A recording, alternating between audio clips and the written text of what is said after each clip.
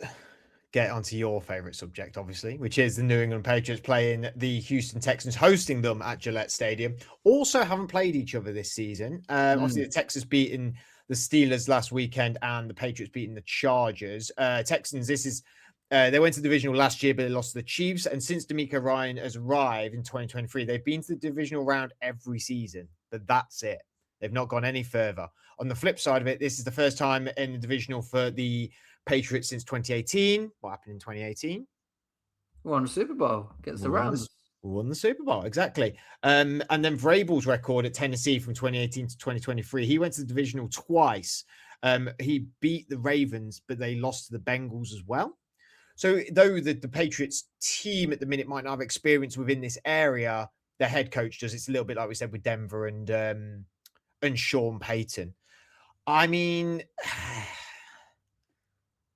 I think this is a step too far for you guys. I do. I'm sorry to say that. I know you probably want me to sit here and be really pro-Patriots and everything like that. I just think the only caveat worry I have about the Texans is I'm just not that sure about their offense.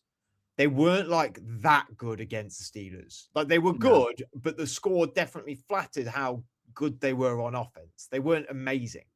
Their stat that I saw was that the Texans became only the second playoff team in history to score multiple defensive touchdowns in a game without allowing one.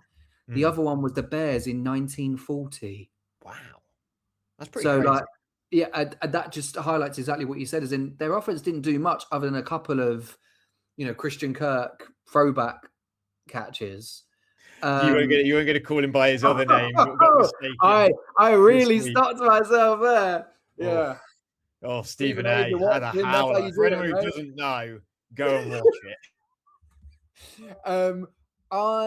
Did I unplug something? You can hear me. I can hear you. I was just muting myself while I poured my water, so I didn't make any listeners or viewers need to go to the bathroom. For the video viewers. But while I'm doing this, the two I'm worried about, Danielle Hunter, Will Anderson. Obviously, Drake May had 2 fumbles or 2 turnovers. I'd like to hope that was just first game nerves, because like I said in our group chat, not even being, but the touchdown pass to Hunter Henry was unbelievable. Unreal, yeah. The touch between the linebacker and the second, like one of the best throws this season. And that just showed to me, okay, our defense kept us in the game or playing well to allow him to get over some early jitters. So I like to hope maybe second playoff start, things come to fruition and he has a cleaner game. I have said to you, maybe even when we've been on air and doing the other episodes, in terms of I'd always pick the Texans to win this game. But now that Nico Collins is in concussion protocol and Gonzalez has practiced, that is the difference maker for me because of what you said about the offense. I am worried about the Texas defense, but, Milton Williams, Christian Barmore, Christian Ellis, Spillane, even Marcus Jones had a few corner blitzes last week. I think we have playmakers on the defensive side as well. And when they've lost their best weapon, and then you have a wide receiver 2 against Christian Gonzalez, it just filters through nicely for us to scheme things up differently. So I'm now. I think people forget. People are really, really big on the Texans defense because they are the second best defense in the league. You're the 4th. I don't think that gets talked about that much. You've allowed a lot of passing touchdowns, but rushing wise, you've not allowed any of that really. But the problem is that's not a big strength of the Texans offense. No. It's not like you're shutting that down, I suppose. But they might try and do that now, actually. Even thinking now that Collins is out, they might go, okay, Woody Marks, Nick Chubb played pretty okay when he was in for a few downs. Marks did go out the game though. Yeah, I do love Chubb, given obviously before that big injury that he had. Unbelievable running back. Yeah. You're meant to now pitch and tell me why you're going to win, surely. The Texans are on a mad winning streak, no? Has it got to be double digits now? I will check that whilst you're explaining, because Okay. That is number 1. The streak has to go. Our streak went, obviously, against the Bills, and I know it sounds like it can be a bit BS, wishy-washy. I think that was a good loss to have because we've cleaned things up since then. I think we're over the first playoff nerves now. That's another good plus. And like you said, like Milton Williams, he was like worth the money. We saw that last week. We saw what he did for the Eagles. Like I was saying to you as well when we did our episode the other day, talk about the Chargers. Everyone was looking at, oh my God, Justin Herbert, O-line, this, and this. He had time, but our secondary blanketed a better receiving core against the Chargers. So I think my points are more coming from, I think our defense can step up to cause their offense more issues, even though their defense is better, because I believe in Drake May's ability more than CJ Stroud to make enough plays to get the win. Yeah. They haven't lost since week 10, including the playoffs. They've won 9 on the bounce, which is pretty unreal, actually. That's not really been, I don't hear that getting talked about either. Like, that is pretty unreal. But my big thing is, I just think this team is a little bit inexperienced. And I said it last week about you guys. I said about you losing to the Chargers. I think this may be a season where it's not a fact that we can go bang on about scheduling and whatnot. Yeah. I'm a little bit sick and tired of talking about as well as you are, because you're a fan, but I'm even sick and tired of talking about it, because I just thought it was like, well, it's just an experience for me. It's just this team hasn't done this yet. You know, they've not done it consistently yet. And you have to build tread on the tires sometimes. Yeah, all right, the Commanders did it last season, but they had a squad that had been there a bit. And now I do think, your team has got Milton Williams, Super Bowl winner last season. Like, it has got guys that have been on runs, but not with Drake May. And that's the only, I just think in a way, I agree with you that your defense will cause the Texans more problems offensively, but because I trust Drake May more.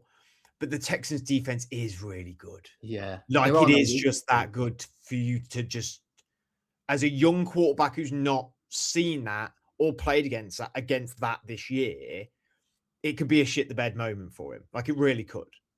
Yeah. And the thing that was actually really weird about the Chargers game is that we passed it a lot. And Josh McDaniels is usually quite conservative in, like, not wanting, he doesn't mind if he doesn't get big yardage on the first 2 downs. I know Gareth and Eagles fans complain about that, but that was very a Tom Brady thing. Like, see how the first 2 downs go, then on 3rd down we'll go to Gronk and Edelman. Doesn't matter if it's a screen and a run, we'll get there. But last week I think the nerves were everybody for us in the first half. It was only 6-3 at halftime. If it weren't for that Drake May big rush to get into field goal range, might have been a different halftime team talk. I think if we can run the ball on the Texans, again, it's an elite defense, but getting Henderson and Stevenson involved will be big. And I think, again, we said not household names, but the Texans, Woody Marks banged up, Collins out, Pat's weapons are healthy. Diggs didn't have a big game last week. He's going against a team, but obviously he didn't re-sign with coming off his ACL injury. We've seen the Hunter Henry revenge game. So could be a Stephon Diggs one. It could well be. I think at this point, do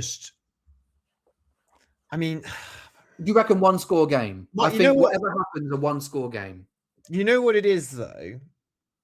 I do look at it, and when I'm looking at, like, yes, they haven't lost since week 10. Did concede 29 against the Jags. Did concede 20 against the Cardinals. Okay, all right, it's the Cardinals. They probably just gave up some points at the end. Like, did concede 21 to the Raiders. Did concede 30 to the Colts on the last game of the season. Like, there's not great offenses other than maybe the Jags. That's what I'm saying. Well, the Colts are pretty good off. I know they had at that point. It was what's his name? Riley Leonard at quarterback, not but Riley Leonard getting 30 points on. That's not good. On the Texans defense is not great for them, really. But it is a divisional game. Mad things can happen. That sort of thing. I would love nothing more than to see you guys go to the championship, because I think I would like that for Drake May, because I'm very, very big on Drake May, and I'm very big on Mike Vrabel. I also am very big on D'Amico Ryans, and I am a bit more of a CJ Stroud guy, but I do understand that there is some drawback. It's just been the regression, hasn't it? I mean, we were both so high on him in his rookie year. Yeah. I just think it's not been as bad as we've maybe seen historically in some quarterbacks regressions, because they're still in the playoffs. But yeah, there wasn't enough that I saw on that Monday night game against you guys to worry me offensively. for them. I think this is the thing. It's the playoffs, so of course we all know defense wins championships. The Texans' defense is unbelievable, but there is definitely more balance in terms of the Patriots team to cause problems on both sides of the ball. So that's where my optimism comes from. But my only thing, without jumping ahead, if we do make it, is I do think we probably lose whoever we play. Yeah, so you play the Bills or Denver. Yeah. Yeah. I think going to Denver is tough, and I think Josh Allen, he did it last time. He loves playing in Gillette. I know we're at home, but I just can see like a walk-off field goal, like 24-21. I see us. I think we can squeeze through this week because of the Collins injury. I think that's big. But then, yeah, maybe that will be the step too far. Because like you said, Vrabel got the Titans to a championship game with Ryan Tannehill. What's to stop him getting Drake May there? Because we'll probably, hopefully, touch wood, be back in the situation more times than less in years to come. I think this team is, when we look at that Titans team, who do we remember? Derrick Henry and AJ Brown. That's about it. I think this team is good enough to get to the AFC Championship game, but then that might be a step too far. But I'm still confident we'll win, but I think one score. Like you said, turnover. This could be a game like your game on Monday. There's going to be more turnovers in this one compared to the previous game we discussed. Yeah, I think there's more. I think that's. I would feel very confident on that. Yeah, I could see there being 1 or 2 turnovers in the previous game, and I could see there being 4. In this game. And if it's 3-1 either way, that's the difference. That's the difference. Yeah, I'm going to stick with the Texans. I do think it's just one step too far a little bit, and I've seen this Texans defense. They're so good. They're so good. They can just stop you. And I think your defense is decent. I just think, yeah, I'm going to side with the Texans on this one. As much as that probably pains you. I'll cancel the flight. Yeah. No, I don't think. I think I managed to make. It's good that Adam's not here today, actually, because I actually got to vocalize, say all my points. I think they were not biased. I think looking at it objectively, just because of what happened last week and the injuries, I think we're good enough to win this week. It's next week that I'd be worried about.